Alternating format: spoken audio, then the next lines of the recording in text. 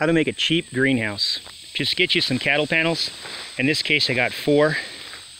Just bend them in an arc like that and simply tie them together at the bottom so that they'll stay arced, or nail them down with some stakes.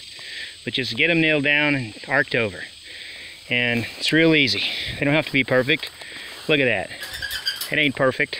It just doesn't matter how long. You can add more cattle panels if you want to. There's only one drawback. It's too short for me. I'm over 6 foot tall and I cannot stand to be bent over in there all the time. So I don't even deal with it. I'm gonna get me another one, a different type. But if you're not really tall, you can make one of these and just get you some cheap plastic and throw it over the top. And weight the plastic down with dirt or rocks or whatever you want. And it'll work. It'll work. Just put a lot of bricks, rocks, cinder blocks, logs, whatever you can.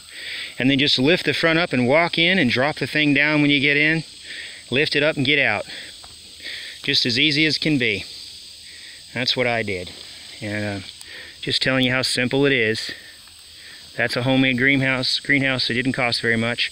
And I used cattle panels that I'd had laying around that weren't very much use anyway. They can be banged up.